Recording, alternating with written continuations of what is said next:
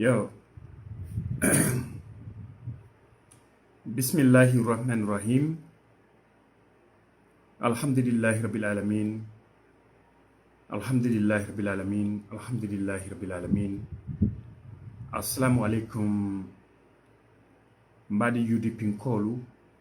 Assalamu alaikum mbadi Gambia nolu. Assalamu alaikum Gambia din kendolu anin Gambia sila. Mobe dawdarandi we wato ibe tembe dato sek serigne bamba bi wala bali banta bat wala bali platform de UDP TV and media serigne ko musul ko UDP aketa famandi ngoti bari amanke nyinoti bari mbi Allah subhanahu wa ta'ala tentula masaba masakallan kewo dunia ne motiyo lakra ne motiyo niyebe manso men bulu manso men fana yalon ko atlento latani nal soneyandi manso men yalon ko atle kantol niyindi korbal kula manso dunia ne motiyo lakra ne motiyo mba tintula watol mumela be lamba warandila badi ngol murtanan kalbe yalon sainten sokuta to lajang amba 12 o'clock le tambita sain suto bari mallano ntellano la fanan ko nga kuleje me yalon ko ainsila nga kuleje me yalon ko ntol Gambia dingol mumela be you have to address it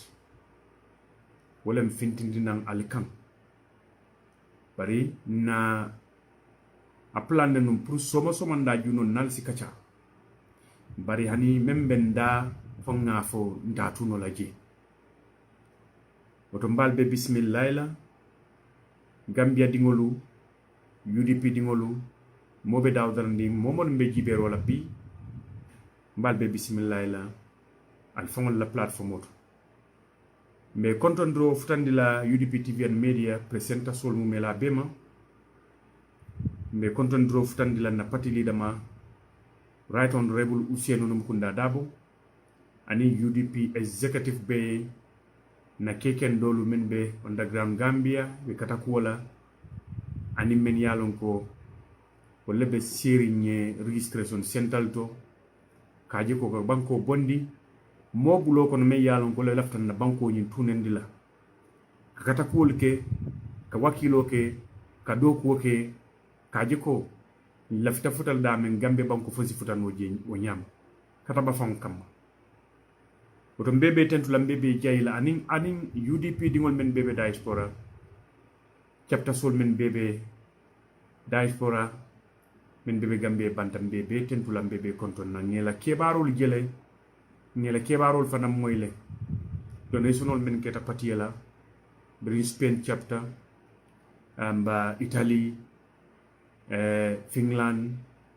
anin chapter kotamol nin chapter kotamolu gas chapter mbota kibar jamal lel moy kan siatu nyolu anin bla kotamol otombe tentro njero futandile mumelabe because we patiel balundi kan and then nasoma ibake kan wole mbeba ke kan nasoma le ka Gambia futandi blato ka Gambia dundi bulo kono bulo me yalon ko wala be kalantol mumelabe kayroti wat alama nanin natol timmala alama nanin dual fanan jabi la mbadingol nata nan quick jannimbe diamo kela wala jannimbe ndante la même fangoyen sinan jang be kuma kangol pile lali be audio pile lali audio min yalo ngon selete kan sai o kolan sinadum diamo nyin kono audio nyin ngala mo yamasi soto bari me yalon ko wala mu APR city ila mo kilim me yalon ngadiam kan moy ay audio bondi ila platform ol tolam ka kumal fo ka intimidation ol fala kumol kono and then harassment o me yalon wal kata UDP la bi kanilay banko kan wala kanilay sato kan bi kan kanilay banko ti kanilay mu sato wolati sato me yalon wal be Gambia banko kan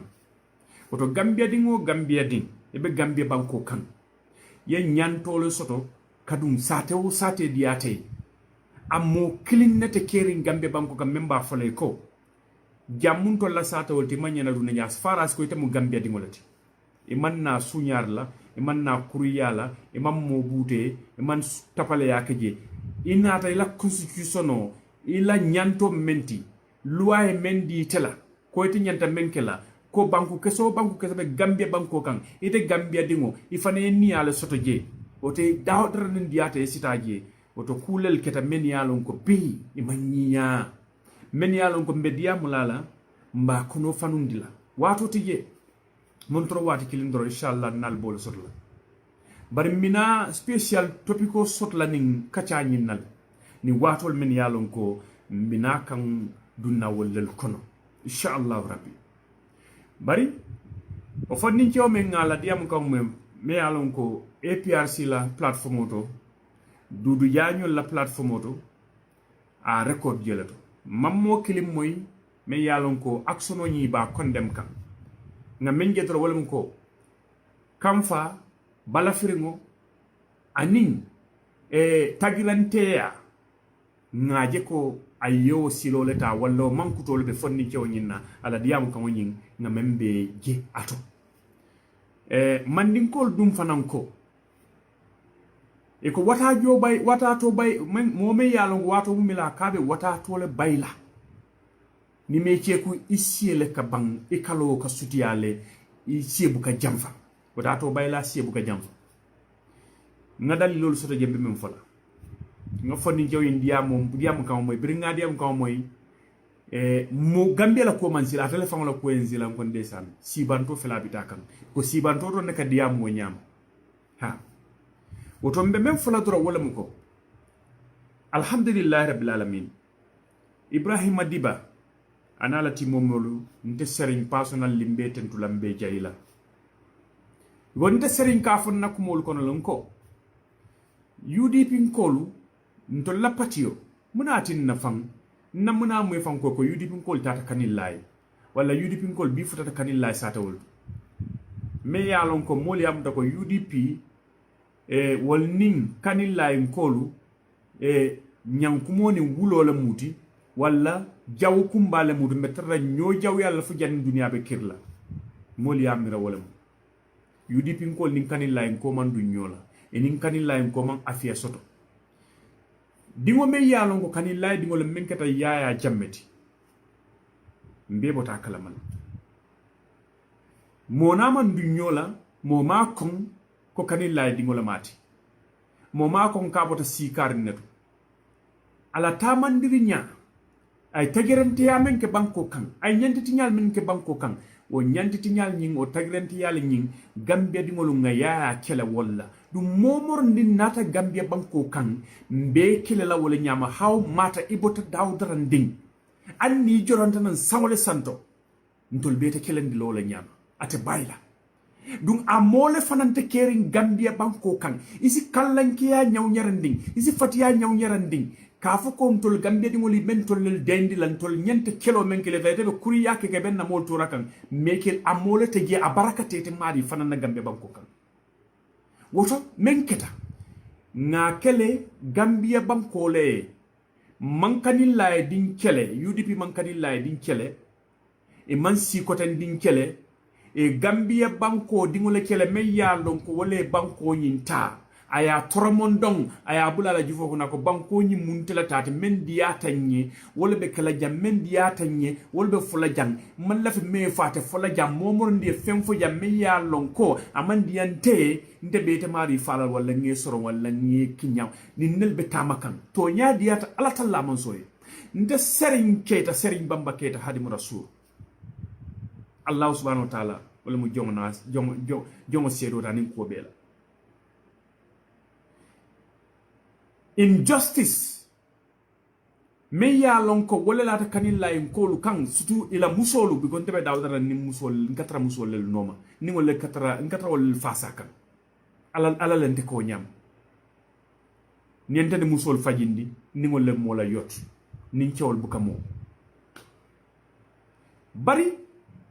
en justice men late kan ila nako la karola nga ko yin diamule majibe ko ndemo UDP dingolati mbatun kanilla en ko hanide kanillaɓe gambia bankol ganin kanillaye ɗigol batata ntolu gambia ɗigol lel batata nañol lel batata mbari musol le batata na musol le batata ndigol lel batata gontol ning wol lel fututa ningol lebe siring ningol lel fanankasi jaman kilingol kono misire kilingol kono dawda nay ko kanillay be gambia banko le kan kanillay dingol fanam be janjandi gambia sate kotangol lel to o tali nga hakili maya ba alinga hakili maya ba bari ate bayla faliye kawyeli soto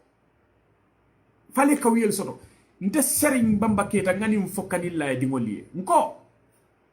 wallahi ali sabari aliye wato ta ba munema la mistake bundata atol fanga ya karang ali fambulu dingoye wulu al koto man sa talla ya so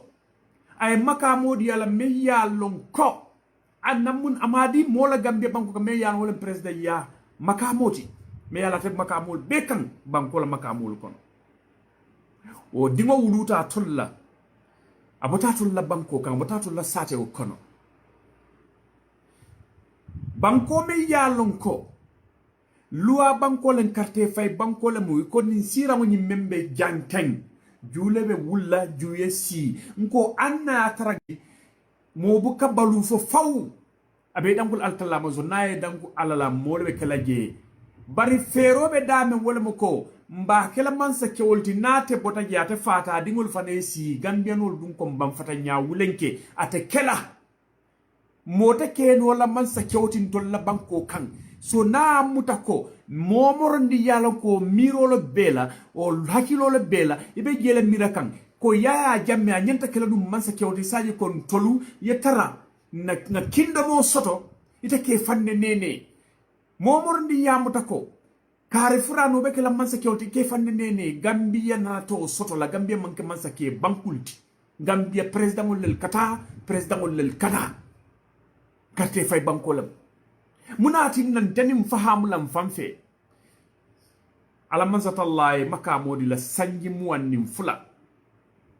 e gambia mar jumale be kering ntemembe diambo kan ala UDP di ngol muntati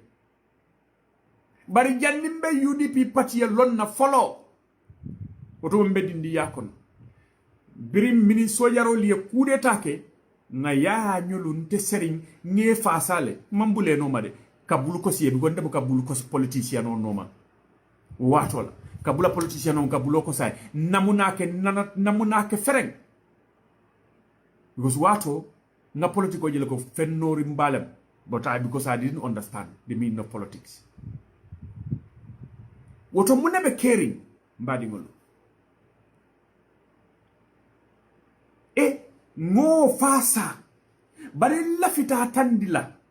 kanilay kolu fannin kewol men yalon ko bigo ni ko kanilay ngola man kebeti ngalon ko dolbe ke men yalon ko bi wol nibe kuyarne because of o da fengolu men yalon ko lefinta street o nyin kan foke bulowule kam wolipa ka berwol siga kam wol lammet wot moto werod bum because of munekata wol bota pati carne dutol man lef ko pati nje nyala o sata o nyin kono ko si tol fanan wuluto sata o nyin kono o sata o nyin manke tati aliye luwale sawn aliye luwale ta aliye bala firngole ke aliye kulubali yale ke aliye menke amam betaya nimme ma faliye ibali nene kanne mallafi Allah somala e mallafi Allah nyatola and then alibe sate wala condemn kan me yalo golem kanillayti alba condemn kan nyal because atoli yo sate o yisikale aliya bondi mumela gambia banko kono alko ntol mantra gambia banko kan woto gambia din kilime yalo ntol ni mantra ku kilin ite manyene singolon to la sate kono atole kanillay bondi gambia ya gambia ya tole atol fongol la miroto ni yali nyininka kadi laybe min to la gambia amantra senegal amantra casamas gambia bankolem kadi lay dingol mu gambia dingol lelti so munatinna o dindingolu men yalon koy mawulu folo albela life condemn kan albela life ta kan alba kole andi kan ibulu men yalon koy mankuke men yalon koy man fenke mola men yalon ko malaika mbera wala ma wulu folo generation men mina yalla politika nyame mbale bulu ali be kuwol kole ande kan dindingol bulu meni man wulu folo because atoli be men ke kan walla liyamanya menke wallahi nin Gambia dingol mumela be bulata la samato kono ko manya sifa nyinke yamiran na banko jumalu futala jumama yamiran na banko mbe muna keno la mbe mu Gambia banko ala men karfan tolma ko atol Gambia dingolu atol fanan niyamu ni banko te mu Gambia banko bari ngajele bi fondin cewol ye kanillaita ya bondi Gambia ya kono yenna luata men yalon ko le mar kitaboti ya tinya ani ya jambela tilo an men namunanke bi ngalo ani ya jamba be damin to biya ba ko jimila ba na kal yemen keten al man siloke hey ali sabari ali man kekende ya moti ali man fatiya moti ali man kelo no moti wallahi billahi tallahi ali sabari bari fanyantan na banko kela banko ti nyantan na banko kela wozo nati bang ntol be mira kan na nyolu batabe talale kan nyamen ntol be mira kan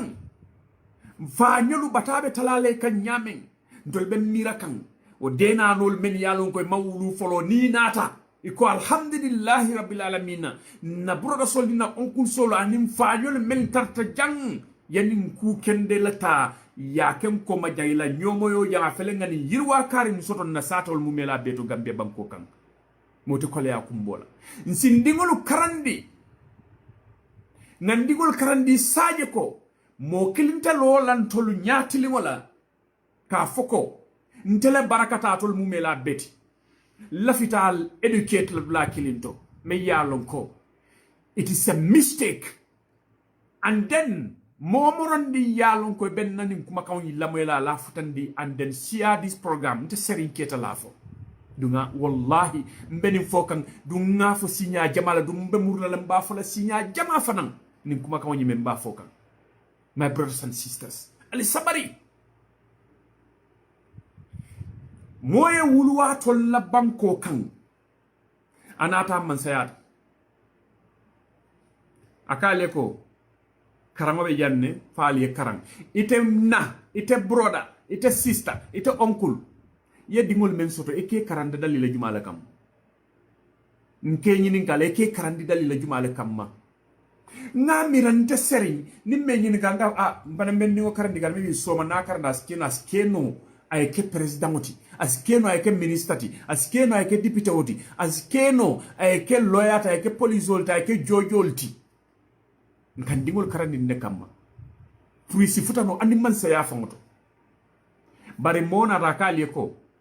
nte dron be kala man sati jande nte dron be kala man sati jang nkilim pet wolbe kala man sati jang al sula la fan mbadi la bare nte al bloko sintanoma mbadi ngolu sama teita soronto kate teila sama teita soronto kate teila nim kaba kuyata. By this time, the intellectuals, many along ko,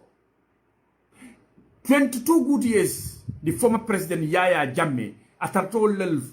future kang, pulisaje ke skeno soma alifa kendol tinyameng. Ndiamutako by this time around,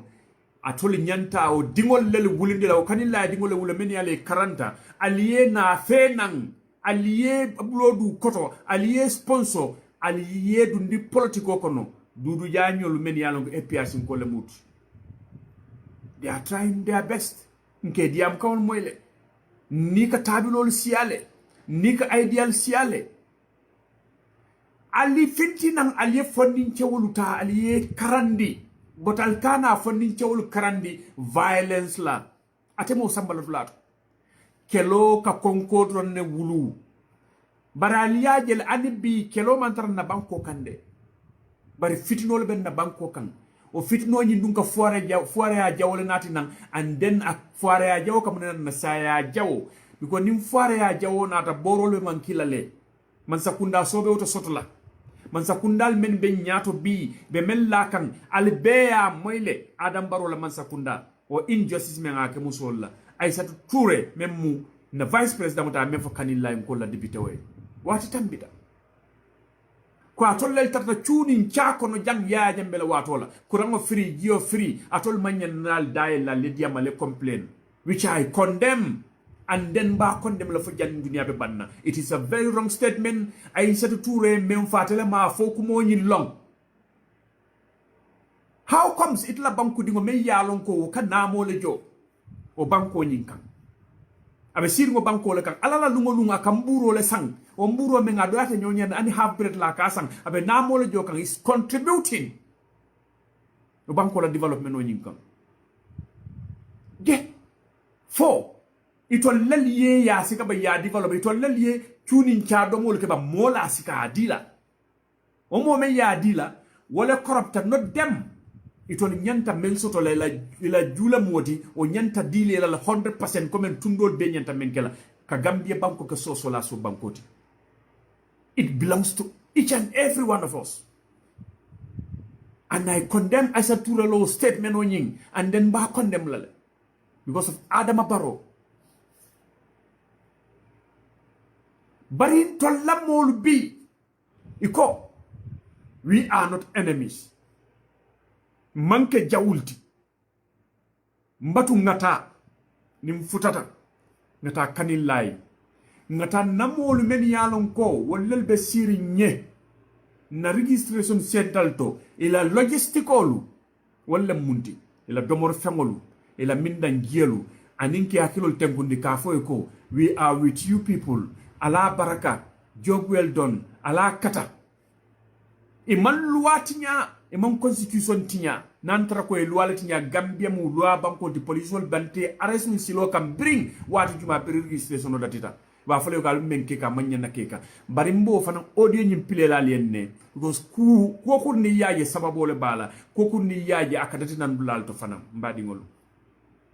nim problème o be jumala natina wala Adama Barrow wallahi billahi tallahi ita ko kula Gambia. Change your ways. Ibe Gambia nol hot kam baba kele Adama Barrow. Ibe Gambia nol hot kam baba kele, and then we don't deserve this. Nela kuma kangol moyle statement nol mem bondi recently. Nye moyle. And then nga fo enko. As far as you are the president,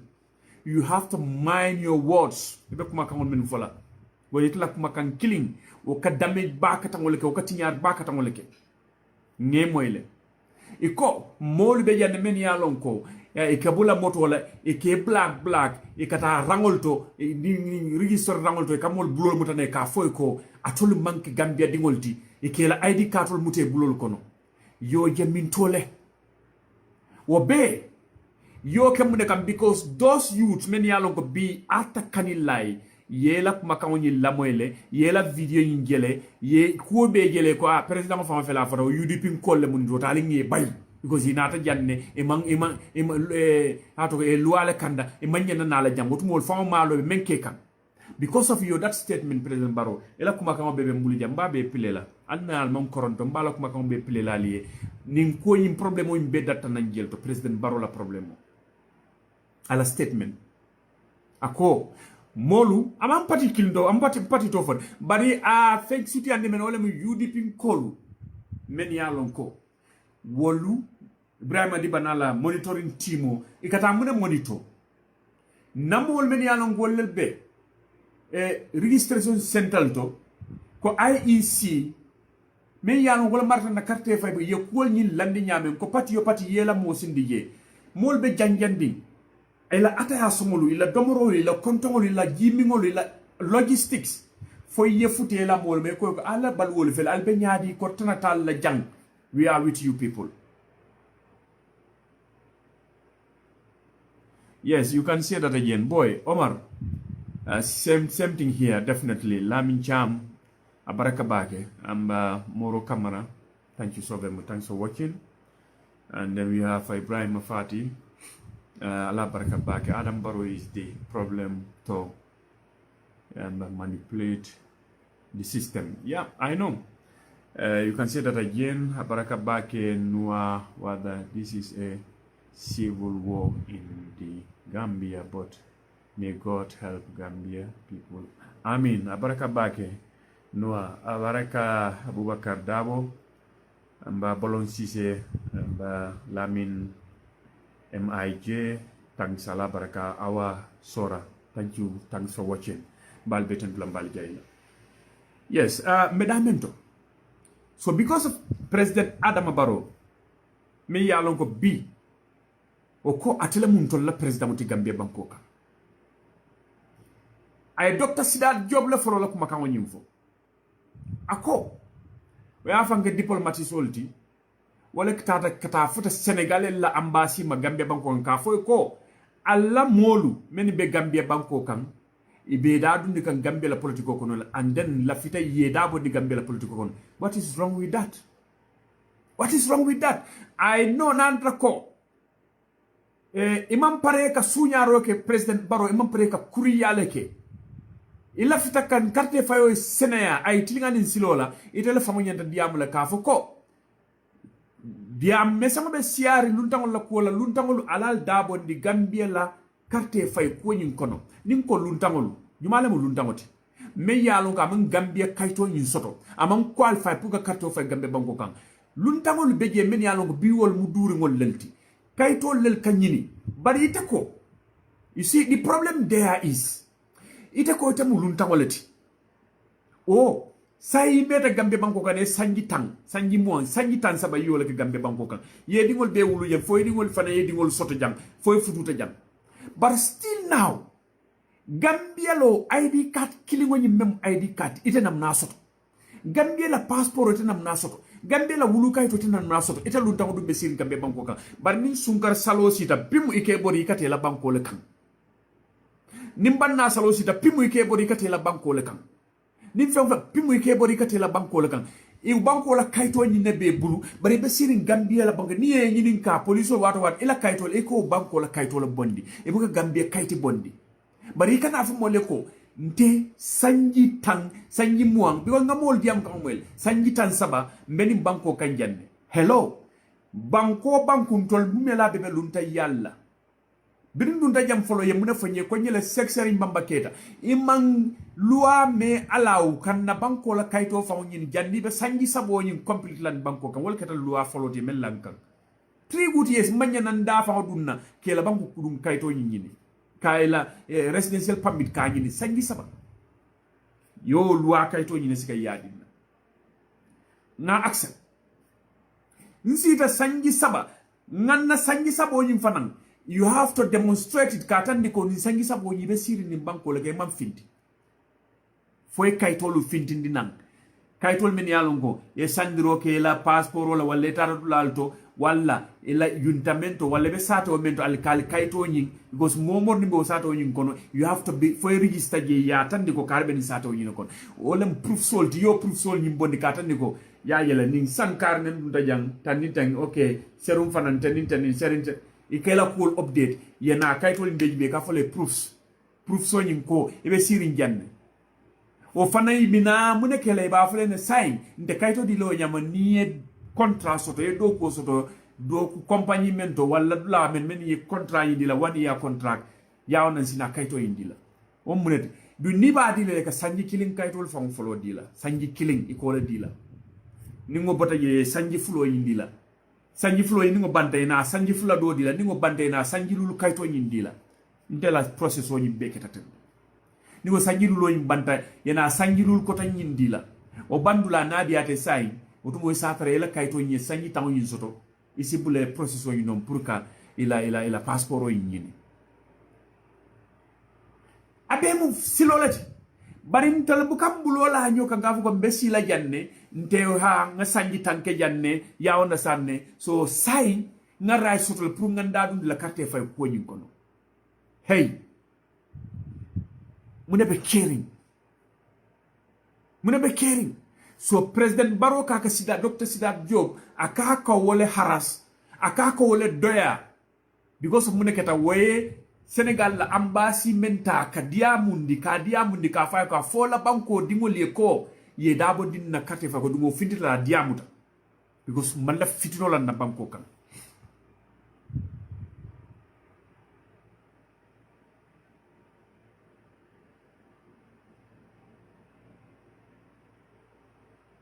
Konyadi, that is not truth. It doesn't take a person 3 years to get a residential permit unless you appeal for asylum.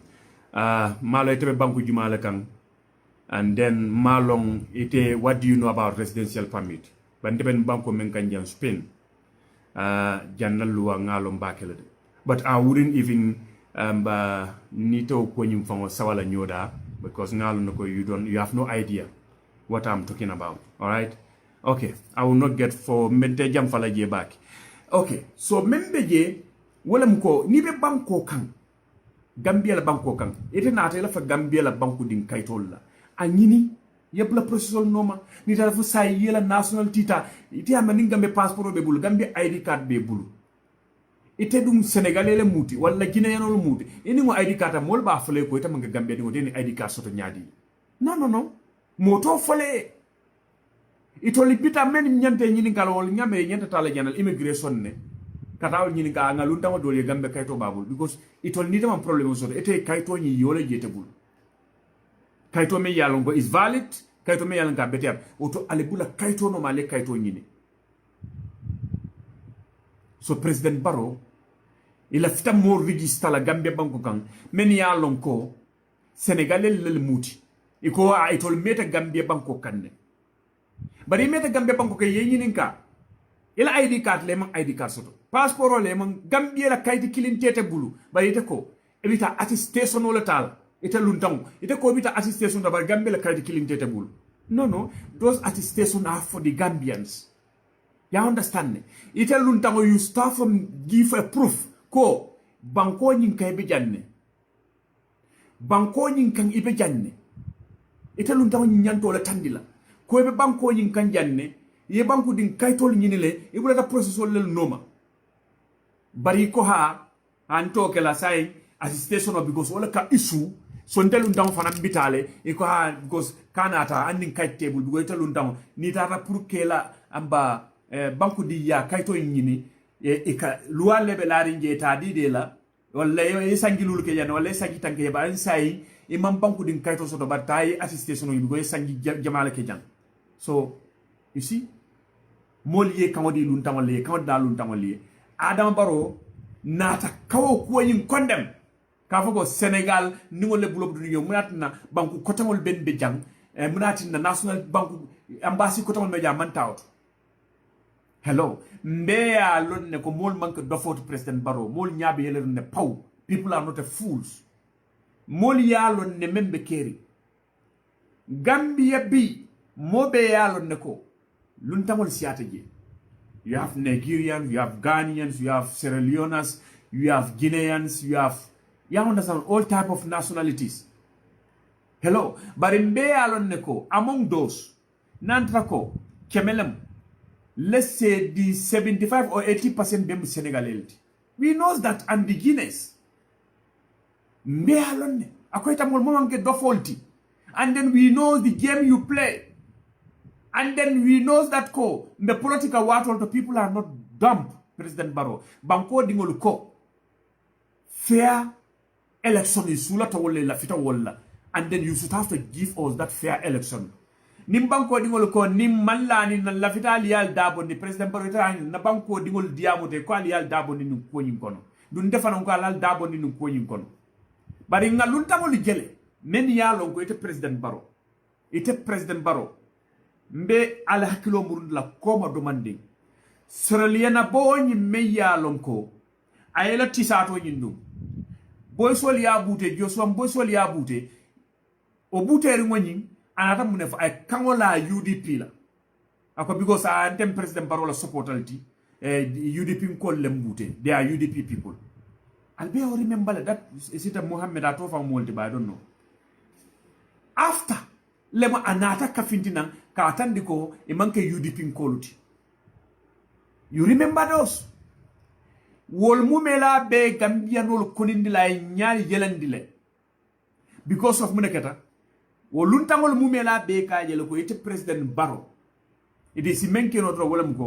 let us support you isaje na siebe sone ala ja nyamen isaje be kodo sot la nyamen wala no fangona ta fang advertise nga tabirol kele nga duramol tabile nga kucal tabile nga super kanjal tabile ngala diam ko be moyle because wala mo niye UDP attack drum so luntangol fangon nyaadunta banko dingol la Gambia banko kam because of you president baro mbota wo kol fanan kalamale and then laftale ke hakilo murni nanje du ngatandi lalako ite president baro e men create kan Gambia banko wala street philosophy e bole create kan be mo kam funding wala siandi kam banko kam because of ila attitude because of ila mararinya because of ila incompetent e be mo kam funding wala create kam banko nyinkam and we tell you that and we mean it but it yamota ko molbe chahanol wato do nim findita nan ben saranol kala politika say nin kolu maybe you will not understand mini ke yamari bu ke yamari ku ke president baro ha so ye violent beating ye problem o create gambe banko kam mol be siring e malon why but people are blaming ntol mumela bebe kanilla youth sol blame kam while blame yimbe nyanta lalete president Adam Barrow kan billahi ta ko kula na trako nte seri ni na doya nyaw nyarandi nte fana na miskara jaratino na kodo na fulu ndingo adun tete president Barrow kuntolo pour yesi ye man sa ya Gambia banko kan itabe ni tagirante yala ke kan Gambia dingol la ntolu we are not politicians president Barrow I am activities. Jointa activities group o nyin kono men yalon ko bi. Alhamdulillah rabbil alamin. They are the group, they are the party men yalon ko letter Gambia di wala nyanto kele because ite Adam Barrow fango you had made clear ko ni alifalu Gambia la kola atine dun tabu njawoto. Woto ite ntol encourage la pour ngadum no alifalu ngadela nge support nge nyaagele fita. And then we will do that. And in Tembula, Namuruna come to Takangado, President Barrow. We shall remove you there, Nadiat Altalamanso, Nkoiko. Malo, Saya, sorry. Iko Saya le fise maloti. Then you will do everything. Prukajeko. Ite kana malo in soto. Or everything in Kujamala Bakunda to the President Barrow. Ye will let that be. First of all, mbatu mbe Gambia di ngol dunda nyoto nyamen. Ya start le. What's her name again? I think it's last week. Ma kawo nyinketa sato mento. What's her name again? Okay. Fotiaga so fight again. Imagine. Nyato ka kendoro banko yi menkan ku tinyari ngol ku nori ngol ku nyamburi ngol kakela banko ke. Inyabe tilindi manson ka fem foje. Okay, maybe try and call again. Let me see. I'm betting a number in pin out, all right? Sorry. What is this?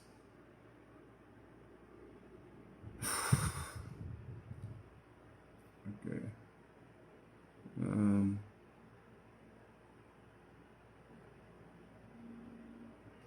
Okay. Hello, ja.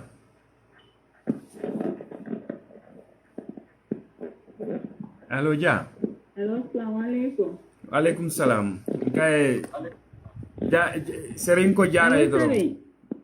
Ja, good evening. Inimbara. Hello, assalamualaikum. Abenyadi. Mbejam be moy kanne. Be live. Yes. Be live. Okay. Be ela beautiful content na. Thank you so very much. Thank you. Thank you, yeah. Nyung ko jahalo warata malo warata. Nche den President Barrow ya daile wate kamunta nga banko farado nga dunje. Yeah. Bari mbakula na timo molye ko ye munya dorong at the end of the day nyong jama lebinala because Barrow ya fole already. Barrow has declared war. Yeah. Didn't want to mean that Saya Leticia Tai Maloti. So UDP call Tata Dawda if they are taking these things light, can he lie issue being happen to thing, it will be happening everywhere at the moment. Yeah. And you know, neko, can you line call? They are not above the law. Police or Gambia police not advice with our Gambia police. Everything here, investigation, everything is clear on video. Mune akina million njiltaye attack. Mune akina mantaye arrest. And no audio so they be threatening. I send you the audio. Yes, can you like boys all be police all threatening la kako ni tata can you like kukata wo mol attack. Kukata wo mol arrest. Ibe police all calendar laje. Nin can you like is above the law or can you like is not inside Gambia. Wo be seneyala. And in this case, Haniba uteluko alina bulaje. We hear from the diaspora, the Kodo Kapinyoma, la court of law, against them because Kaniline Coleman, any other city sort of, you have a Gambia do to do no like Kaniline because they are all Gambian. Exactly. But saying, I do not blame those people. Yeah. If not, maybe in fact they have been paid by NPP. Barona ala criminal. Barona ala more criminal people like himself. As clueless as himself. And that bundilaje because nimbaro sita ko. Obviously, foreigner sol nyanta vote la Gambia. Kon hana adama baro man tara laring afangal. Kaka la doko le ba sindila poten. Yeah. Amantara laring afangal. Huh? Yeah. For rally at Manana rally commandila where tara mang se for commandini alcalo la yafo ayafo kalna la mako ali multindini na rally ken. Billah wallahi tallahi kon baro be mun commandi kan afangoto. Kon baro man jato fa. Na e jato fa. Abita sila la be do ko min ke kan akbara katele do ko ken hanisa dawdati. Baro nyomo hasido, baro nyomo jele fendingo birim mangamba e wulo nena maji. Me kuntu jare no do ko ke ko sa dawda jawara sa dawda e minke sa dawda no baro is glut that baro is gluted jare how disrespectful baro is. He shouldn't be disrespectful to jawara jawara minke Gambia man satina la Gambia kono mimbe okay no Definitely. Kata tele o freedom modin to labini aja tebe sila nani kono kutumba be diam la ko mi alon ko fanga man elon sakabi sakasi. Exactly. Ni aja tebe sila be sila da mimbi ala ni saga o da jawara. Nte man baro jaay mu nek Gambia mi alon ka ba to konkon na mole nga minke hani saga o da make. Exactly. How rude is that? Baro na pareta war declare la. Baro will go to war with the whole Gambia. Gambia dingo nga yita everybody la ko baro ma mo respect baro man Gambia dingo respect nga minke baro la ka wole na la ka impunity sama na Gambia dingo ka Gambia dingo sa min diate ala criminal ol be police ol tulo fadila ibe police ol butela sense bolaje teni aje nin dingo be anything ke kan MPP mol be anything ke kan ya baro ya ini baro le ya disco ini barole a discourse ni Uncle Sida Diop Tata Senegal ambassador ya. That man is a diplomat. That man is Obama na sama mankara mo joya kata si kata panket do mola school kon. Kata la berin to le panket o panket asitata be panket do mola to school to FFFF. How clueless Baro is. Huh? Uncle Sidat is a diplomatic. So na tara Baro Sida la mol ko itol bita foreigner sol le nat la ke register. Kon itol man tara hanyi pangola. Yep. Ni MPP hanyi te pangola iman diluted. Ni MPP hanyi tako itol pareta le puru yenge mo city a UDP la kam. Then they shouldn't be scared. Ni ayita Baro la le ko he is pale and he is desperate scared. Jaray Na. Thank you so very much. Yalo manding ko liye men fombe mako la yedo manding. Iko more kurindingo har boy nyonten samoti. Yalo nganim for President Barrow enne since the beginning of it. Dingo mentata fo sai ikamalta. Ilota ifa nyato ikaye kumfa nyonyi nyarda nga bentango loje. Fa fanande ay tuputupu ndingol men be soto. Aning ay kullon ndingol men be to duma. Abo kullon dingol fejino ga ndingo kamalta ndingo ko atla todiya ntala dum na saya la ngoti man din kol meta nim folal and then a keba kilinata kala gambe banko kam me yalon ko a gambia di ngodin yalon ko consciousta wallahi manke hasiloti fo ita dum definitely ye gambia banko le kanu ye adama baro ye ani lawyer Ousainou Darboe law carte fayola gambia banko ko mbatu nga carte fay adama baro are we crazy pour nga na carte fay jumaay adama baro nga lawyer Darboe bulaji because we know look yalo membe ke diamo be siari bibi lala nte fango ni December metante fel December fango metante fel e kan nak mo men kam foy bari exactly bari seri yes neta alama ko atunala mo ko the 75% of Gambia this is what they are going to win so what is their problem what is the agitation yep if I'm going to agitate ni to tata any platform to be siri be UDP nen la be mol nen la be alpha nen la akoye ko buka pentingan tol bala kati ni ela alpha bula korla ila suwo kono ina te ko wonde alpha nen obviously yake la suwo la kono wala yakine bina ke la banto mo be nyaaba indeed definitely ni aje barobe sira be bula la Ousainou Darboe mi yake taranga kono ani UDP ko biya be siri ndamin bi ala ta kola ala ni UDP baroka te man jaw soto bi na man ke UDP ti billah wala sala ala ba kito kuntula ni barote ma ote bayla robe ko ala sekta funa te mala je definitely billah wala sala ala man satalla ala yaro bu kakati jaray ala busara yaro na munan kati aba bulu ake butele ni do fanana ta bute asim mobe bute ana kati na siasa munta ko UDP le ala adingo mi ya sacrifice akamunta UDP le afai wala min beke baro e Gambia be lota Gambia be sita kala ko do be spend kadi barola adama barola pour ay siya be da min bi adama ka nyata no Gambia dingla adama ka nyata no UDP abe koyla membeje inshallah membeje because alon ne ko kana nyata ye yalon nga kibaro do sota ala morolu men yalon ko wollel ka yamari num wollel ka fay ben nekela doliya ko ndamale kay ko ni mole ni fonyede men yalon is very close to him e kay ko nin carte fay na la gagner nyate ye ya understand me pour yetambi nin Gambia banko nyin kan ebe kalam ko tan nekela bari carte ke so te gagner la Gambia banko kan ya ko ni adama baro male and then ani o amanda moral fo dam mal a fangola kafunyo la ku kenyo dol fangol ya fay ne kay ko nga kol koros nyame you are not going to win ya understanding kam foy you are not going anni ke ya marle ka foy ko ini APRC coalition no nyin kafu nini APRC yake ite win na and then B at la partie me ka fo ko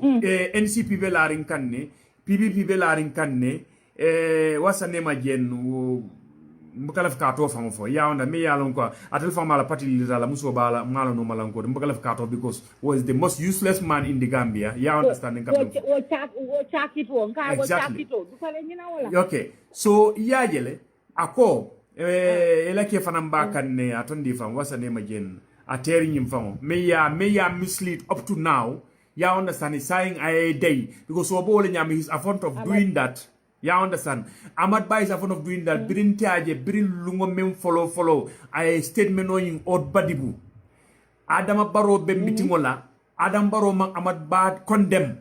Kaf badibu nkole ko atuli yamra ka atuli tamu Gambiati. Birin wato me lafta Barrow youth movement ning create la njaba kunda di nol ko alikana fitno dun Barrow ntolle Barrow sindi. Ntol nim Barrow be mu kengolti mu Barrow youth movement ne mu ntol mu UDP dingol Barrow be UDP le. Alingan lo nganda kolike Ahmad Ba fintita ko bade bun ko la to yamira ko atol tam Gambiati alal maku Adam Barrow be sir bir ngolun ne mu ngalon ko nim felabe nafika ya la be problème o create ka UDP ning Adam Barrow tema abe sababo suntate Ahmad Balla abe du nyoto but munamina kala wala muko wallahi billahi tala na manke atol mobe dawnan ding yenta sering bamba keta yem mandi wulo la kur wallahi keta kunda be ablo ku jemena kili yamin Adama Barrow si maluke Gambia banko kan no Adam Barrow tol ni Adam Barrow te futal carte fayoto way no bari sering sama Ahmad Ba blame de ikoni tata nyadi ikoni tata pulo malum korewte malum pula malo nyadi ko nyadi am ma ko jeban seri ha iko aya moy nyadi la aya moy bara wala mu ko ni ya moy flandi wala male ka fa nyade mfana nga probable nyim moy le bu kala ka je ma baake ni dia mu tabage ma ka go dia tribalist amoy flabal exactly ha nga ta he ko to lemba malo nyadi bari my problem is nyaja amad babe sila be nyimbe fola aya je barole kon wole amira baro is innocent baro is the mastermind of the problem mo min bebe ke kan gambe kon no there's issue in the Gambia in terms of abuke miracle atebe mol min kila yako kalta leta Ousainou Darboe mo ni sita platform mote siniaje baba jabe sila bi wobe Ousainou Darboe niaje baba jabe sila bi abe Ousainou Darboe yep so wala mu no Gambia tinyatale pour moye malbalia e demoro ke koy kono e fay tanati kalo alfa kumbandi la milialon ko kuno wole nyaaji o fitete fani bani falani ya understand hani malla ko kuma kuro fala ko kuma ni sakile kuma jawo bare at the end of the day ni baro ko ate be win la baro ka tele nyanta win la tele win ta Gambia ding ya tele kanu tele do ko le akila te win mune akila baro la agitation abe diam la faka asito ka palpal exactly ate be nyindi ya mo mimbela ka ko ni tata America ikata America dingul min be sirinje Gambia dingul min be sirinje wolbe ka vote le Barrow is the biggest liar because he doesn't know what did he know ni ta ayalo ne akatawle mbemenna so do man dingi ma ko eje fatele man lo mola ko signa aka boso falin ne signa kononto England akata do ko la damento aka montro wati saba ako domoro ko ko na kela wol ko na ke ko wolto o wat saboni but this is what I'm saying because of muneketa this is what I'm saying no mbola foketa say yalla mobe yalo lo fatale man lo fanan ako smart garden wani be siman tabole ya krab ya understand ila garden nos gibo ate fanan lota ayo bakaro ni fanan boy Gambian wol nyato e alota fanan ko ten ka fuko America men bebe yol be ka karto fayla how because yalo ni man mantara America de but I am 100% so dream circle they will be able they don't vote unless and until you have their passport exactly the same thing near indefinite also exactly until you have the right to vote you have the passport exactly you cannot vote foi national tile ke bam bar wole fanam be jang dula ko ten the same thing ko wole be jang in Europe jang ite manyana kato file ko te fangale ko ni e tolong ite bakala fang mo nyawro lo fama ma jam fam ko na ta be winta mune ba dundila foreigner registration why mo be attestation o sala kadi foreigner sol ni le fengol be tale criminal act be kele ko beke fenti ge make na tara barola ta fanna then why is he that border why is baro that border so much so that ko ako dia ko foreigner sol le nyanta banko bondila mbaita la banko din mansi yela nyanto kele nyim banko kono ni ala sonta min tan sinaye muta comme baro be nyim hasidiya min na Gambia dingol kan ay Senegalais dingol le fon système di Gambia dingol it is very very sad and it is very very uncalled for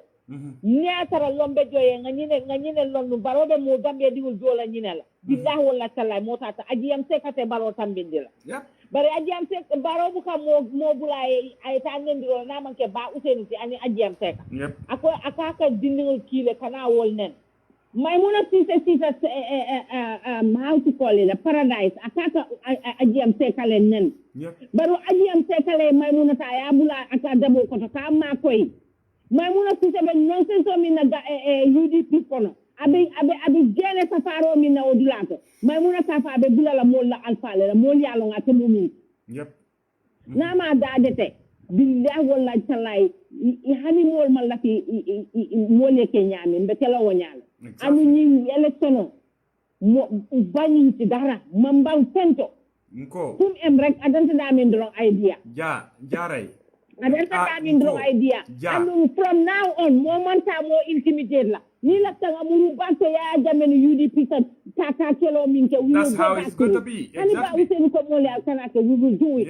This is what we are going to do ngana Gambia bol. Exactly. When you tell me commence le kal attack. The jungle ki barola criminal MPP jungle. Ki ka ko al salita yudi bin ko attack. Ngal man ni manta balanda ngini. Ye fam balandi ni bulo ko ni so. Ni min lang son te min ke mola katala ay mu afan. Ido si fale kelen. Ni mi ma doro ye mu fan. Ni mo ke ni la dron Gambian kan kuntilin dame. Nyo fa wona tikaje bari barola tawol. Sate be kala la sini si be kala la be nyonel la be nyolu nyal fol pour mun dalila kama what is the problem baron sate kairo di la Gambia dino la dizema si sama fa ngende kala dizema molim tuyati lo Yep. Abaraka Bake Sering, thank you so much. You know, Mapule love you all be, so thank you so much. Jaray abaraka bake jaray sane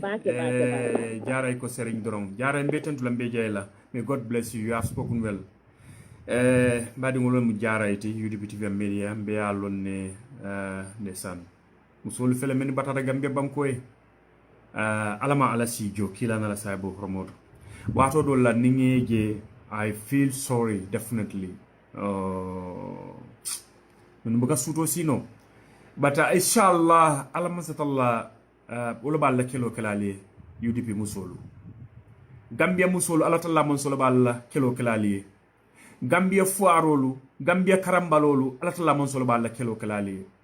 ko nimbe tata nata mbadi ngolu abebe laring musolu karambalolu ne san fuarola abebe laring ngol ka a problème be because I can tollel manipulate fuara dingol ikollel manipulate ni aje ni problem obe kerim because londo man soto because londo na sotta bi ma nya men keta walla men keta kanil lay sato kono nanda londo sotta a manyan na kasota te soto la bari nan im fonna ko molu kono le more than 175 times nko politicianol menia lonko they are political gladiators I can subol landi tabilo ke ka sepu I ka domo I ka yelo lel min Wolem Adama Barrow na la multi. They are political gladiators of many along ko. Definitely will ye kelo lege kaye go to liberate. Ya understand ila kela village so bondi slavery kono. Lawyer Dabo and his people. Wolel ye Gambia liberate. Wolel Gambia liberate kan. So wala tinna. These fools, many alonko, they think that they are intelligent, they think that they are smart. Ila kufang balafality. Ninge diamu kangol mo inga Adama Barrow diamu kangol mo. Ako okay, as the president of the Republic of the Gambia, nantrako, tonya, you are not even a coward. Ite moli jela banko kang. Nantra ko ite you are competent President Adam Barrow. Ye mol gela banko ke black. E kata mol intimidate. Afon la kuma kawo kono. Ye mol gela banko ke kata mol intimidate. E ke black. Du yalon ko ye luwala sango be derin tak then President Barrow you are a coward. I'm not even think kama fango jila mbal bafla you are a very big coward. Because ge etla banko ke ye mol jebe luwati nyala be mol intimidate la. Ge oman stop no. Woto ete you are a coward. Woto yare tebe men fo kam moli lafta Gambia dingol lel filindila ka fo ko ha patiye dol be jang wala ke black le nital isaje ko kunim balolu fahamur balol men yalon ko lel be village yo lebe dulalto ningol yo moy ningol fana yo moto liggey politika patiye liggey dum tan nan dorong isa va kariño la nga ñappi kam ko nga president fa moy le ko nat la pour kam mol intimidate batu nga ñappi kam ko nata kelol la ina ta fitna bondol la jamun tollel yati yo be kam ne kamma pour ka violence create na Gambia banko kam president Adam Barrow we knows your plan ngela dilol jele nga koto jele nga fahamle but it is not going to well with you as President Barrow wallah it is never going to be well with you inshallah rabbi because ngejele iko ben na nyolle la hakilol sunyanna karambalol la hakilol sunyanna yedu ndi nyola kunimbalol because wala mo ko Gambia mu saykulu kotol di borondi nya kilongol bala Jammeh has used the method so I'm also going to use the method but jannimbo kala be Jammeh la players sol tala folo ngena kindina let them show me the way golo kaskonu nyame intimidation kamol bulandi nyola mesaya ko li nafikal mesaya ko men yalon ko molte kiskis la ite tarra saferol ite tarra headline solto mbol lel kala ngole dum banko dingol to mol gisol ko mol sonda mol ko mol e wali yedu nyola president baro wallahi billahi tallahi na atara kon to la wali balel men belari gambia banko ke gambia duake mfanyol batata gambia e selo nyin tay e gambia la selo nyin tay ite ko mi no gambia dingol lel torandila. It's never going to be well with you, President Barrow. Mo ba fla ñiko mo buka man sa doya wala mo buka man sa nengu wala mo buka man sa danka ite manke man sati mala mujwala man sati man sa me ya lonko ay haje ko fenne be toro kala na banko kan janga bale anyar ba ite fengo ye ko e wolbel wala sa unkan e ka deni ka fingol lel dun niki ke black le e ka ta rangol de kamol la kaytol mute bulol kono ge Ibrahima Diba saying alkam wala kaytol le mutal bulol kono bang president Barrow la kuma kam munneti mbale nyinin kakan alkam wala la kaytol mutal bulol kono bang because president Barrow ni kuma kam nyine fo adunta Gambia dingol tulola imaje bi atol men yal ngal kata logistical di alla doku la patiela doku la men be siring register societal to imaje bi yal attack because of president Barrow la kuma kam nga men faali wala muko ako malo saya le fi say maloti woto I will make sure that ko Gambia du nyoto because affaire tente president Barrow pour ngani carte fayo ñu win bari Gambia be du na nyoto nyaadi le isaji nte fanon ko kana nga escape bari wallahi kun kana dulate president Barrow ni fitino mamandi ni Gambia banko nyin kan ni ko e ka men kuma e ka kat nyi men kuma ni e be tera nyaanyi men boy kan nim Barrow parkasta lungo men ne fango be tarla ko tol president Barrow know that if you speak on the sky it laughs on your face nto lel bakono and then we are ready because itele follow ya for molie iko I am ready to die before losing this election. And then we are also ready to die to stand for our nation, our country, President Adam Barrow. Because Minale, we will come. Manna fitna manna kelala. But we will speak the language. Namol beme moila niba kachalale. And then, ibe jikri mena wala mukombe tribal politics lekela medu na jola alkanne. Maje nga. Kanin la nkolu tangi ngolu tinya imaje bi fonni chol fitita nang ike nyum Gambia di ngoli la brother solu ike lipa ike haras silolu kam because of this is what you want ilaftalo ko nini sifale soto isaje ko ibe mem foleto wala muko nga analyze na security bundan kolu ya analyze le ko ni election oni is going to be very tough a violence in besela si problem o create nanne then international mol men yalon ko wolle fana nyaabe lorin Gambia kan na political kisol safo ko is not safe now pour que election ko mandi Gambia banko kan kol be nyanta tala tenne anyanta kala tenne alnyant so this is your plan na jele because you lose the hope la ngela du nyol moyle men yalon ko albem bo sol jelele bolana Senegal kana ni natal salon ko wol mu Gambia dingol men yalon ko tata football la je na moyle morning Gambia dingo man problem o soto bare ni na as far as ko Gambia dingo lo mutati nte Gambia dingo nte mandinka dingo Gambia dingo nte jola Gambia dingo nte surwa Gambia dingo nte fulo Gambia dingo ntol men be Gambia banko kan nte serero nta akuo ntol men be Gambia banko kan nin Gambia dingo finti tanang nin jola lem na dia muta jola kangola ifam kan ko ni mu Gambia jola leti no doubt about that ifam kan ko automatically ko ni mu Gambia jola leti no doubt about that nin Casamas mandin ko finti tanang adiam defam kan ko ni mu Casamas mandin ko leti mbe nyolon ne nin Senegal surwa dia muta ifam kan ko Senegal surwa la munindi just it happened to me last week ndata airport to na Senegal surwaje yang approach ngejo surwa kamala mbediamu gambediama ko nye nko fote mu Gambia no de munga yaye nga nyosu de nyam ko ate bafu kam me nde wa fly ko wow bro ndaba fa wa bro ya understand so nka nyosutele bro yangi cool ndem nka diamu tenne na surwa kangolu dia ye different sotole mbe ka nyosutele and then na fahamu nya aninna bala fa nyalu fana man killing na appearance e man killing Gambia jola e bala fa men soto Senegal jola e la bala fa nyal fatatal wo Gambia dingolu kulutale Gambia dingolu beteyatale akata siyosi tu Gambia banko kan but dosi min ko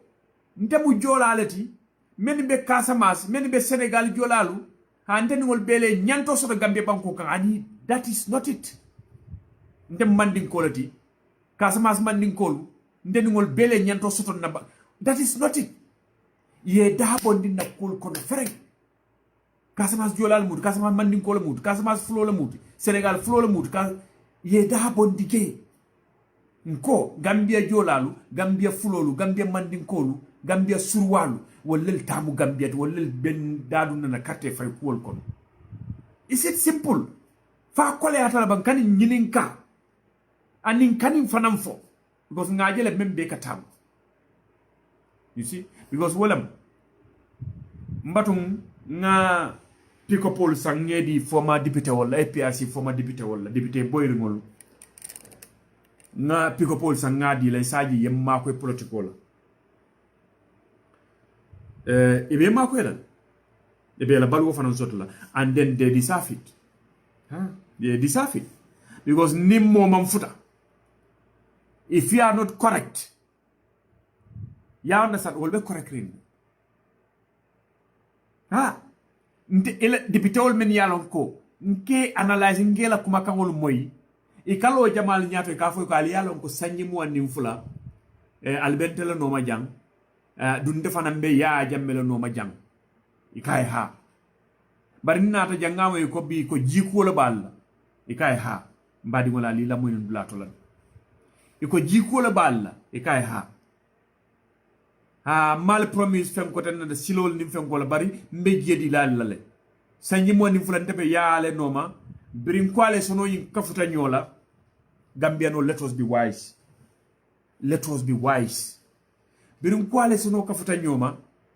ngaye ko Adama Barrow be UDP le nsawunta UDP ngamo ele men yafu nsawunta na UDP bar Adama Barrow birane UDP farata nyoma la don wala na sai nsawunta Adama Barrow ya MPP that means ko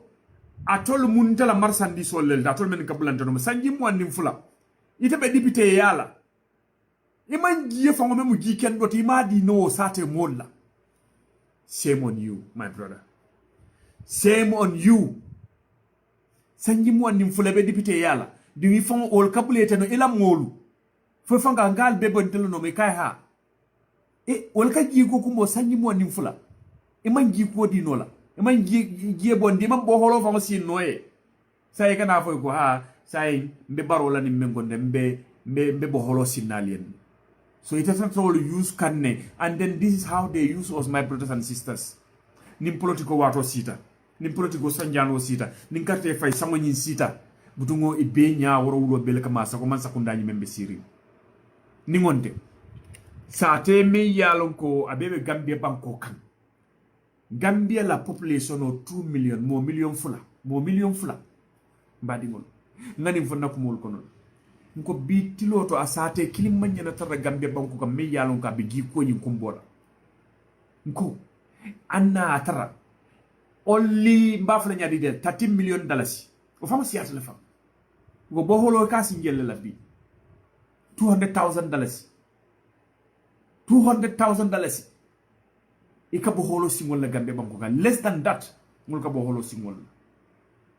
sa tol be banko kan Gambia banko kan they don't have good drinking water bari malafi ye gie soto de minna gie soto de ilafta men na wala muko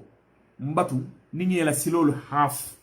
na bero laje na bero long bon do kan na do yin half ngoy ko anale carte o fanyi mbala silo yin labannal this is the politic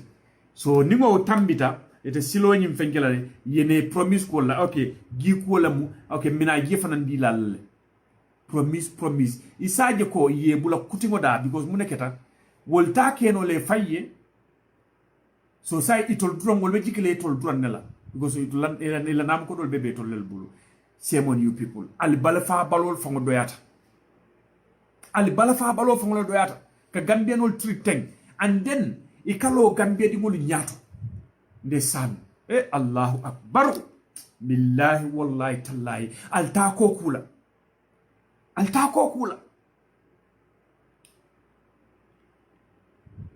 je ibala mamfa oh my god ibala mamfa I can't believe this je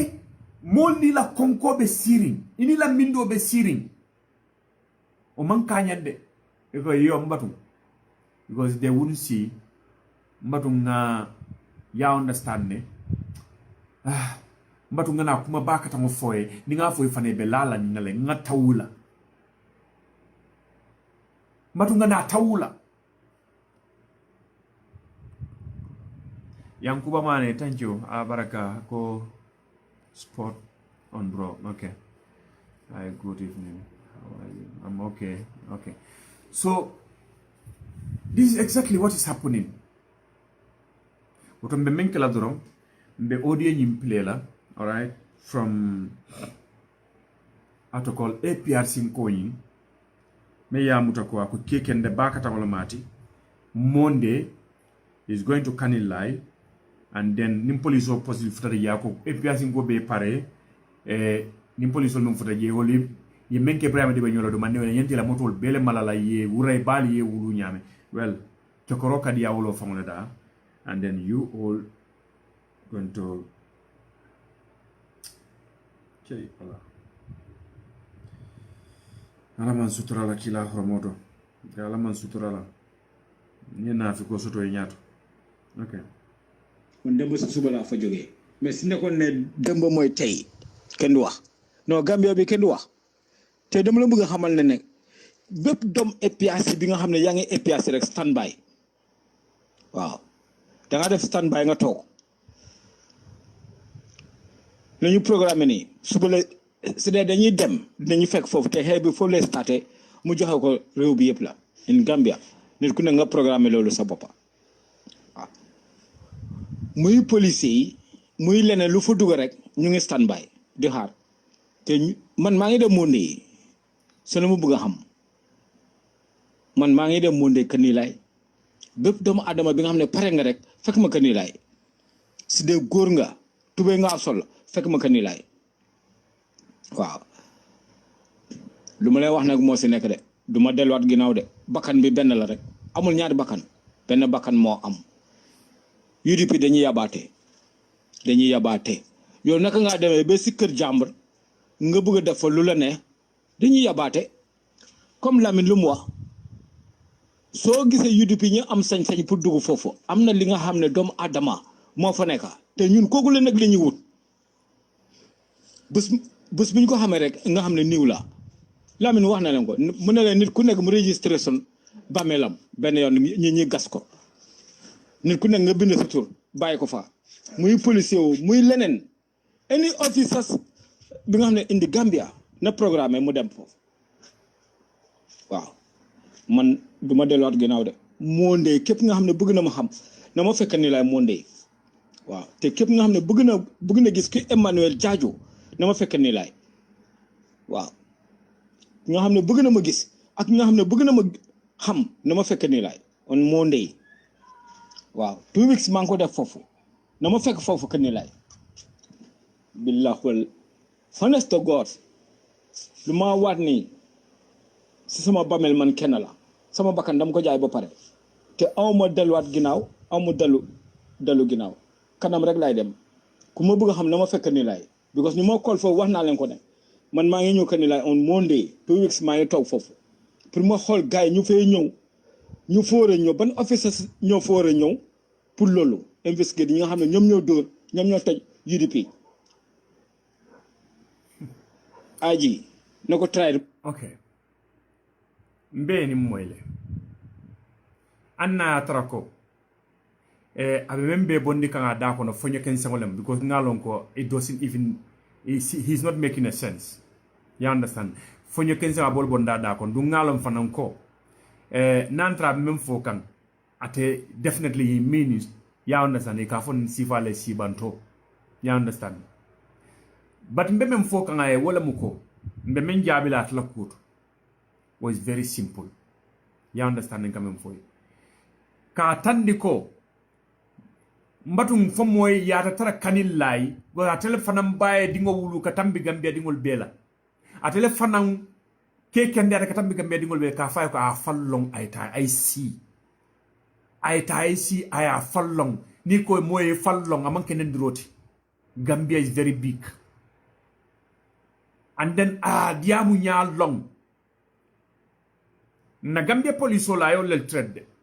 ko police baye dingo wulu yedu nje look Gambia mu loi bankoleti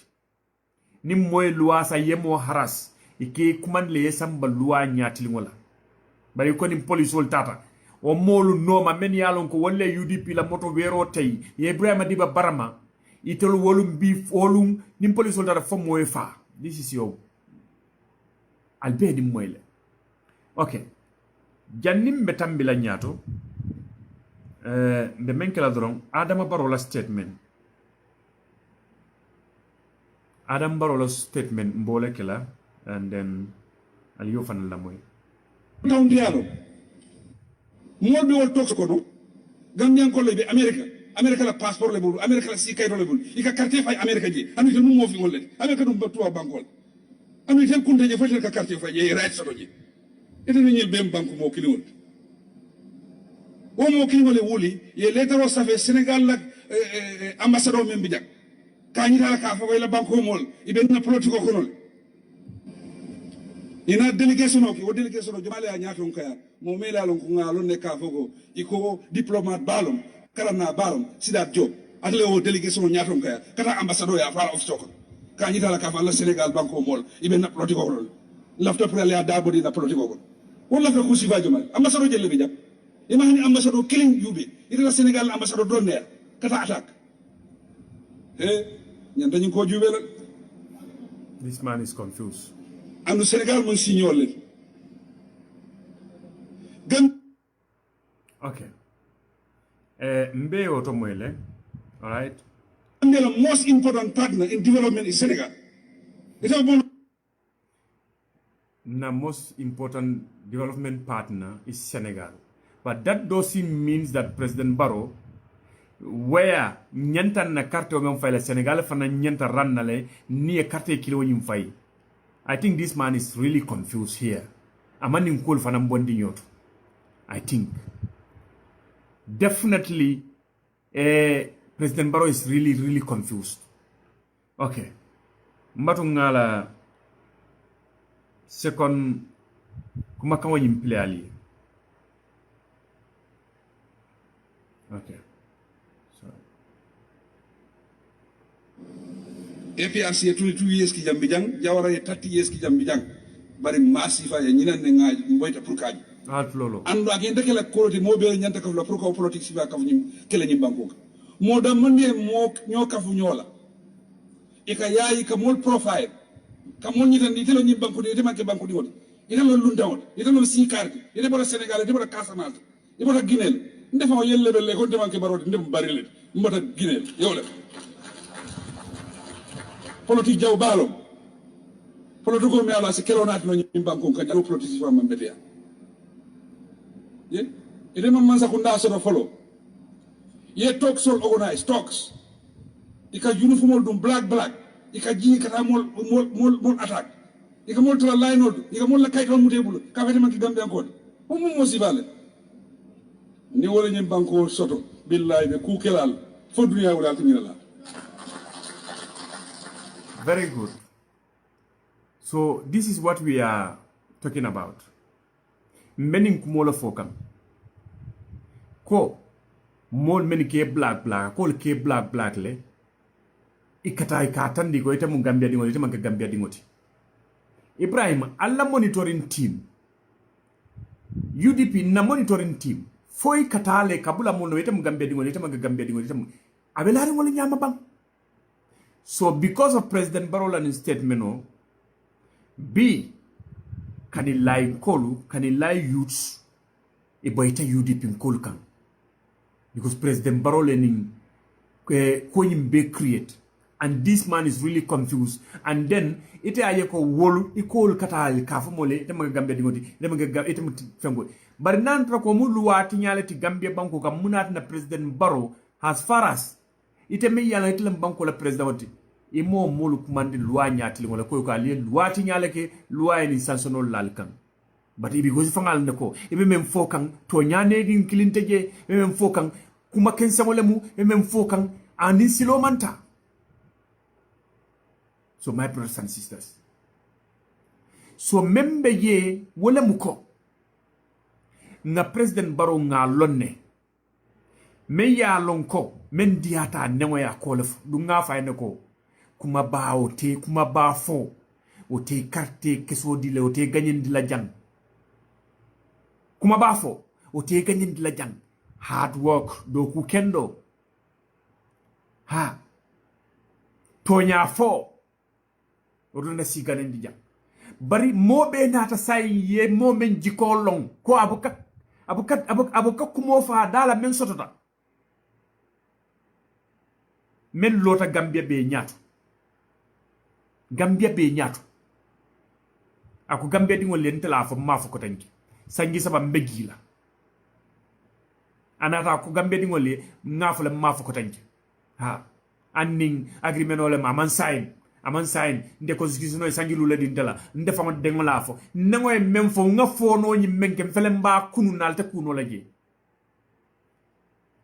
so fonto le si bi fem bato bulu o sinto le jahali ba nothing nte I was expecting this ngalon ne ko Gambia will go through hell janning Adam Barrow bolaje Gambia will go through hell janning Adam Barrow bolaje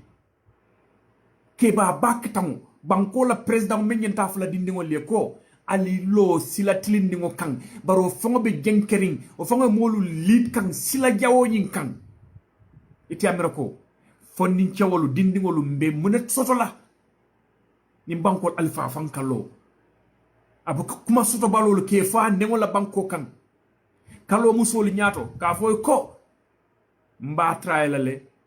mbe gadi no na fela le jang me yalo gandi be simanta bole nyinate mela gadi no jibon ni la mobile o krab drom ela gadi no jibon kiam ko lu ngamo ele num ko yal promise nu airport wala janne bari ima dialla bante Adam Barrow ning karsabo yin gono be ministère mo lo la le jang ning karsabo yin gono be natural park lo le amanda ngoto kiam ko lu mbe grafsol na fe la le jang amanda ngoto kiam ko lu mbe elfansol na fe la ye kaf me samo kama nibe loring kindergarten dindingol lel nyaato ibe diamu keye kindergarten dindingol men yalo go denani menangol lemu ndingola age bajo lem sangi sabolu ibe lori nyaato ibe leccho kan alial ne mem grafti bang ha ngalonne mbana fela le janne al bloko signé alial ne mem wondo di bang ha ngalonne mbana fela le janne bara man dangoto ndefangol bita fo airport to biko ni ko airport to don kiankol wolu airport ka kuliye nyaatule ka he plenul ka wuli wolu to so ningo ko basi va fo ndala kiandrong e bloko silano bafle he nin kabita graf sol won tol kamal na airport to abita samol kamal na airport to my brothers and sisters. So this is the type of president we are having. This is the type of president nka conscious Gambians Gambia dingol men yalon ko ya kilo be nkejibe e ko be wol follow kan why this bar ni nata be analyze ngamune long at the end of the day wala mum foare ya konko jaw madingol time up everything is a season memo be tentu lambali jayla mbe na last audio mba pelela ci programme o soro moto me yalon wala mu e PRC boñi ala audio labamani sorry ala ka boñi le programme o dan noto but what I will tell memem fola Gambia di ngole dro wala muko bi president Barrow ben ko be koma Doudou Dia man maa ngi leen di wax ne nit ku ne nga bàyyi sa xel waaw man mi Emmanuel Jaaju nit ku ne nga bàyyi sa xel Monday maa ngi dem Kanilai Monday I'm going to Kanilai dama toog for 2 weeks maa ngi toog Kanilai di xaar ne gaay ñëw suñu ñëwee ne ñu fekk foofu ñu ngi toog ñu leen di xaar waaw ne gaay ñëw rek ñoo leen di xaar de Kanilai ne gaay ñëw waaw li ñu programme rek nañ ko gaay def waaw ñu ngi leen di xaar ne gaay non gis nga fu mu toll nii sax mënuma wax because so man bi loolu xàpp ne dama kol Kanilai direct sama boy dina laajte naka la ma ne yéen da ngeen bàyyi gaay yi sax ñu dem because so da ngeen war a taal seen moto yëpp ñoom ñii ngeen simmi leen comme nit ku nekk ak sa yaay nu mu la juree ngeen ñu dox ko ba Kamfenda bu ñu leen de nañ ko dox ba Kamfenda ñu mën a xam bu boobaa dinañu xam nit ku nekk ak li nga taxaw ak fi nga damaa toog for 2 weeks maa ngi toog Kanilai bi ok mbele ni moy ñola ako meni Ibrahima ñul haras bi ke moto werol te wala do man dingol ke ñanti la motol fon janilal nemu fonni joyin me yalon ko be yala kuma kanol moy and then the inspector general of police albea moy lay kuma kanol mem fanam man ninkol dun ko e ko janni be kelo fata lay ka sonko le fata atollel be lori nye tanko bundato there is nobody above the law. Adama Barrow is not above the law. Amu kilinte Gambia banku ka meyalo is above the law. Ning mbali gibe kanne albe mu nek la je fondum iba fola len ne ko okay nali hakilo bulata Haruna la may his soul rest in peace nal tata je fana sken wolbe kala den eskeno ntelafta men nata sotonola naman sakundal tobe kuyala dumbe election yalto UDP kolle mali nya kasila anni yela moto werolte ku kana bondije. I know this is exactly what is happening, what is going to happen. E batol police wol intermediate la pral kanal la do ko bafla le ko ali kana taje anni boyte kanal kana taje ali bulage because Haruna Jamme menketala nung alama de manim kafra kala natar jo sifa nyongol be kala dum wentla man sakunda nyin to ko yale maji ani bi molu Haruna badi ngola nala molu terolu patio molu ebe mune ko mande ko wala ko justice for Haruna Jamme bolo ko mande gal so man lefo sifa e hapun ko tanke hey loi mu lualati and then banko wala hadamadi ngo hadamadi be Gambia banko kan inyanto yo loi ni koroma yetaro loi ni yakanta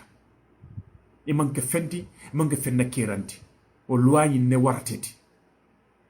e fammaci kane fanke mole kawiyeti kane fanke mole kile jawarolti kile jambarolti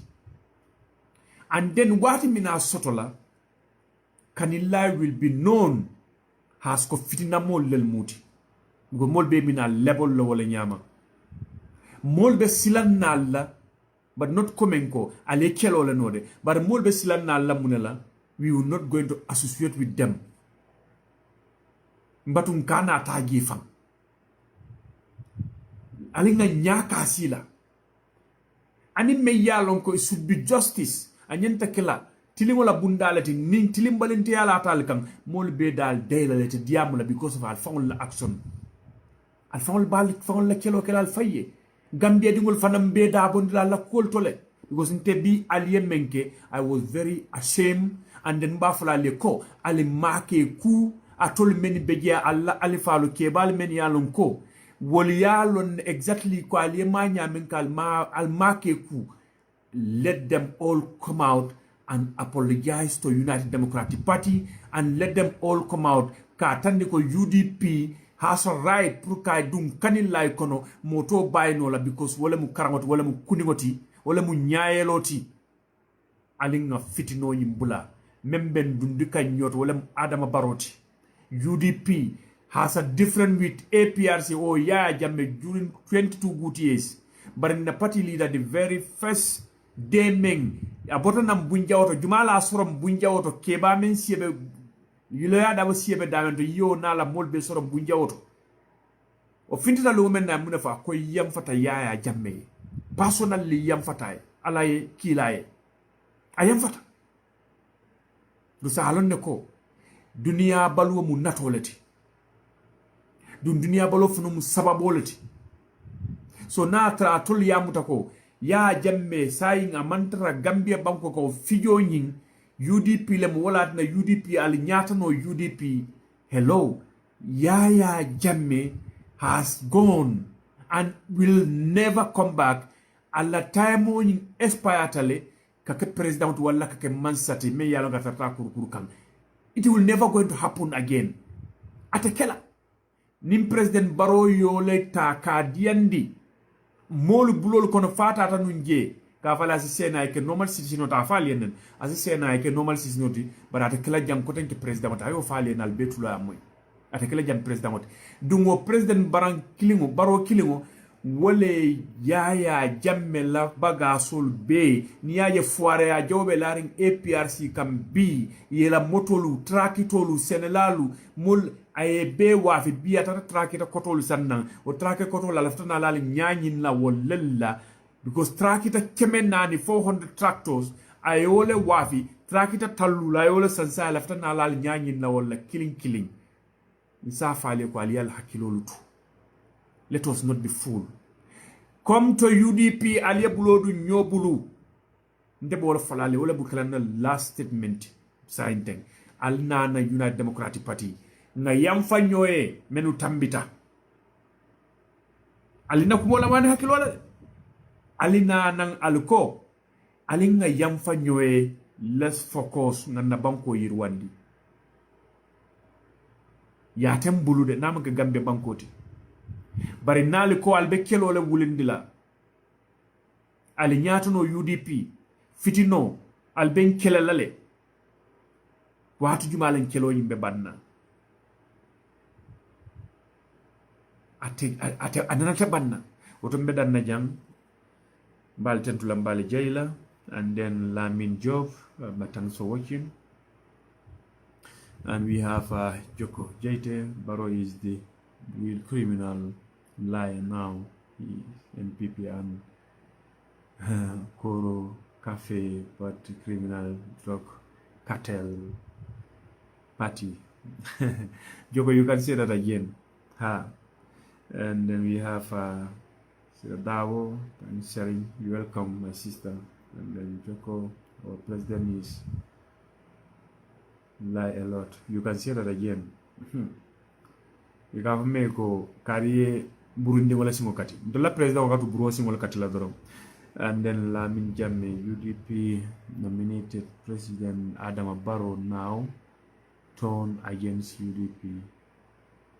Mr. Jammeh, yes, UDP nominated Adama Barrow. Of course. Moma for the Moma for UDP ma nominate.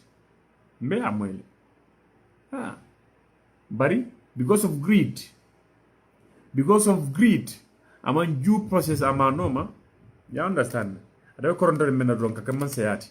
You can't go, okay, UDP nominated, but he be resigned from United Democratic Party, and that's exactly neither fanang emang mistake wale tulo be tiari wale nyabe diaring wale hakilo be diaring wale ka cool fanam mira ibalo na loko Adam Barrow fanang a resign to UDP konele freng we nominate him ntol UDP na la policy lam na be o sila kili wanyingang maybe I filo menke bi ato filo nyinkela because UDP ba direct la nyaming and him be a direct no nyimenko is quite different, so left a legi understand UDP le Adam Barrow nominate but Adam Barrow because of Halifa Sallah and the others neko ebola UDP le momo ganyeta ebola la party at all. That means if you were elected to become the flag bearer of the coalition bole la party nyintole. You will resign from your political party because they knows that ko UDP is going to lead. So ningo keta drum then the baje la ko there be nobody me yalo go sabu ko okay nimu UDP candidate let me yalo ko sunyarol keta je tilimbalinti yal keta je corruptionol keta je nafik yal keta je buna fay yal keta je mol buka for since the beginning but the sering ba fala la du ngafal exactly buna fay ya nafika ya because of muneketa ko ninga ninkedron ni memman karam baloni me yalla nga khanya kulo la mara me yalla ko ngatan dal fa nyana damen sign he cannot even read because among khanyi fang kabu paper ni vota ka read ke kaji be to understand he doesn't even know pour ka kul fang understand they saw him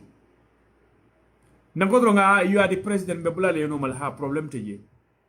but problemo mem mina sotla he doesn't care ate resign from UDP ate koronto to do neto and then malongo problem balbe la region they have been seeing this because philosophy ni mental raje it was a long calculation done by Alifa Sallah and the co it only yake so you bring after man succeed because of coalition no yinda fenko and then he doesn't want to take any position atata deputy wona ko deputy will beg independent candidate that was the strategy because he knows that UDP is going to lead so the bitol bege independent candidate saje ko ndilafta menan so sotono no this is politics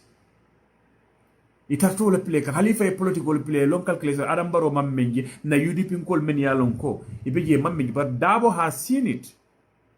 lawyer Usenu Dabo has seen that calculation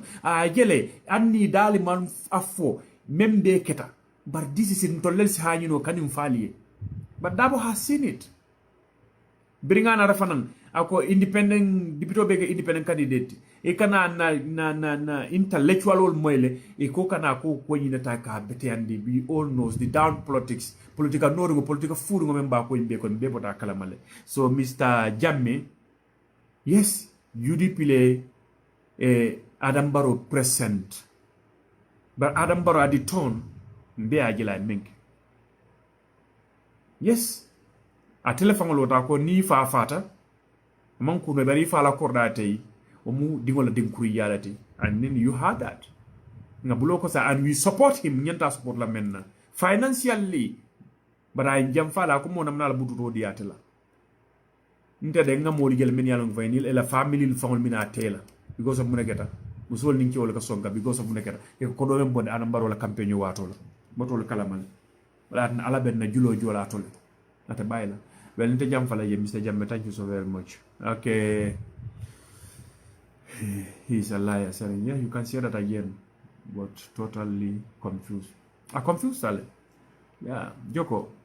this man is really confused indeed and then memen kala dorom de masatalla dan alama sinna banko fa kayrala alama suto kayro siala alama beñi mawulla kayra nin kayrala alama soma nemo ofisala biti alaw Mario mansa kallan cew dunia ne motiyo lakira ne motiyo beni bande ni men kono alama mansa talla simbonda kono kayra nin kayrala asi nafikolu buna fayolu meni yalon go yolle ben dundi kanyola asi bonding kono kayrala kayra na banko kan we need peace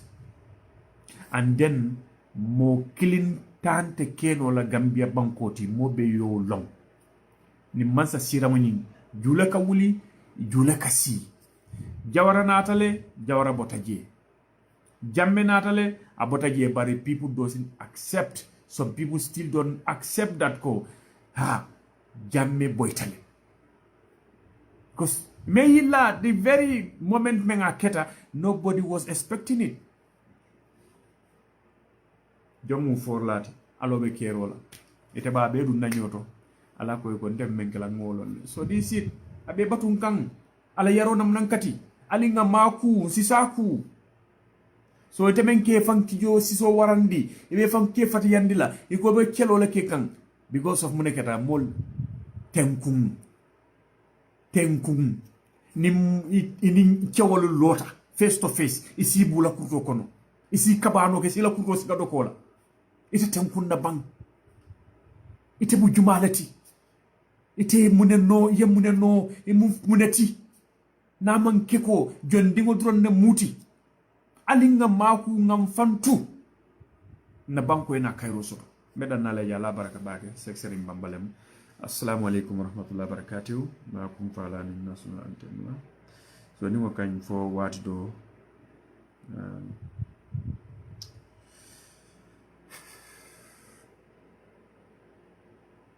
yeah.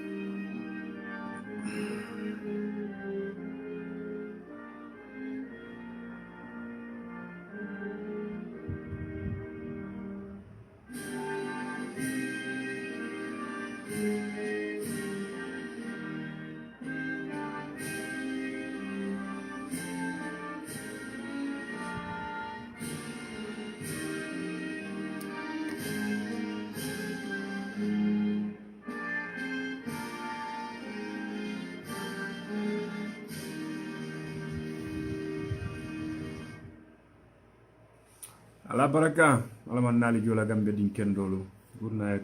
love you all bye bye